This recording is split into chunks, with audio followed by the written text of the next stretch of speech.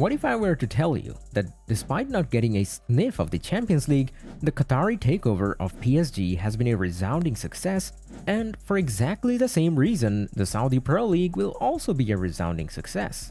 However, this has nothing to do with football. In fact, it's far from it. Bear with me, I can explain. But in order to explain, we first have to see it through the eyes of most people.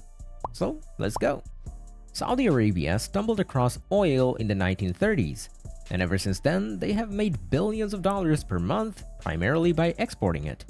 So if they really wanted to become a footballing powerhouse, why are they investing in middle-aged European stars who remember life before smartphones and social media? Surely it would make more sense to spend these billions on academies, hence setting themselves up for long-term growth in the footballing industry instead, right? Didn't China try exactly the same strategy with the Chinese Super League and completely fail? Well, hang on. You see, Saudi Arabia's true motives aren't quite what you think. And believe it or not, everything so far is going exactly to plan.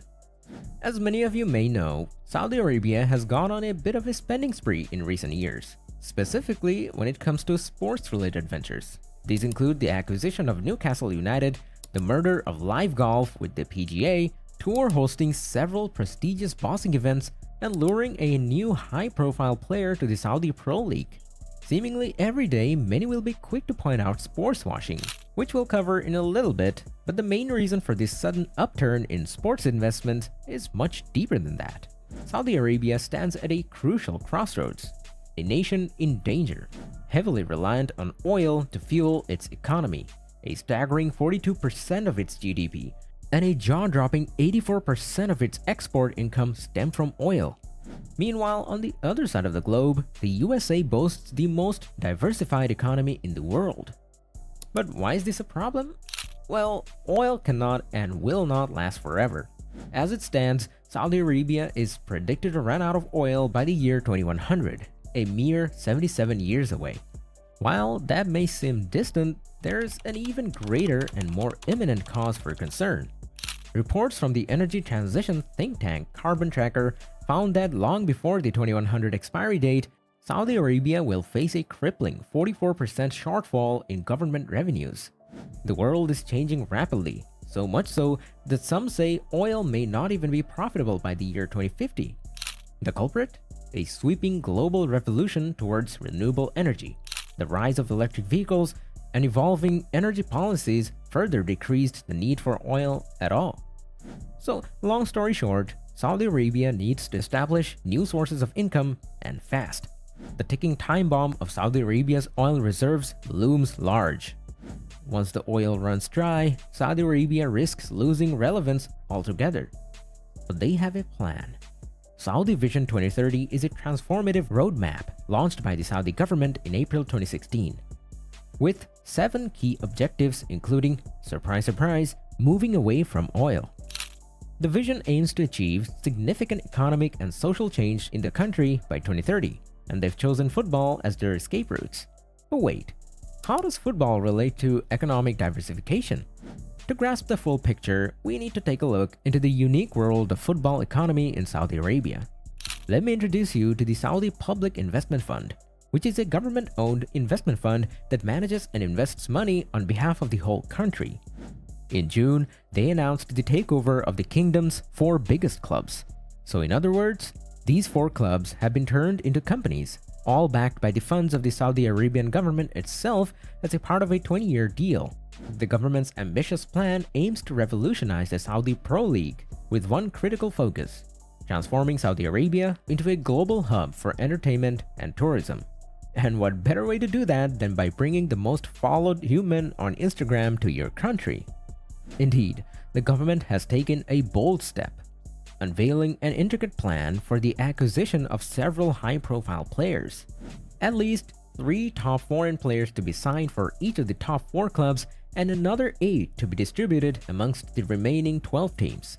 Yes, you heard that right. The government itself is investing in multiple teams across the league. This is not a sincere effort to dominate football. The goal is to provide Westerners, who usually have more diversified sustainable economies, with a reason to deal with Saudi Arabia beyond oil. And this is the exact reason why, from the Qatari point of view, the takeover of PSG was a game changer. With one eye on the upcoming 2022 World Cup hosted in Qatar, the country strategically invested in PSG, recognizing the club as a powerful platform to elevate the country's image and brand on the global stage. PSG was a blank canvas at the time, a young club struggling to make waves in league, but they had one thing above almost every club in Europe: their location. Paris is known around the world by everyone. Even your mom knows Paris. The investment not only redefined PSG's trajectory, but also forged a bond between the Qatari and French government, earning them admiration across the West. You see, PSG is not a football club anymore. It's a fashion icon, a brand. Ever since Jordan's collaboration with PSG in 2018, PSG has been the cool club in Europe. You'll even catch American kids who say football is for girls in a PSG shirt. Their true aim was never to win the Champions League. Instead, countries now look at Qatar and say, hey, you know what? These guys have got something going on. Look at the names they've attracted and the companies they work with. But this begs the question, haven't China tried something similar and completely failed? Well, not exactly. While many comparisons have been drawn between the Chinese Super League and the Saudi Pro League in recent months, many people are failing to see the distinct differences. The Chinese Super League was essentially the government pushing businessmen to pursue football. It was all part of a grand attempt to elevate the Chinese Super League, established only in 2004. In a country where football doesn't even rank amongst the top 3 most popular sports, the ambitious Chinese goal was to take Chinese Super League above Europe's top 5 leagues. In its tracks, the Saudi situation is a whole different war game. It involves the government itself investing in these clubs. Saudi Arabia also has much deeper pockets than China for this project and a much greater need to invest, given the oil issue that we've already seen. So don't expect to see the Saudi government pulling out anytime soon. Furthermore, the choice of players perceived by the Chinese league didn't quite generate the same buzz. Signing Oscar and Hulk isn't quite the same as signing Cristiano Ronaldo. No. This is the point where some would say, Saudi are only investing in so many high-profile names because they're trying to sports wash. Wait, what even is sports washing? Sports washing is the practice of using sports events or investments to improve a country's image or to divert attention away from negative issues. In other words, people would look at Saudi Arabia and be like, yeah, they may have a bad human rights record, but they've got Karim Benzema, so I don't care. But have you guys noticed something? Ever since Saudi Arabia began to heavily invest in football, even more attention has been drawn towards their issues. If anything, it's been a complete opposite of sports washing take. In short, the Saudi government isn't bothered by these allegations.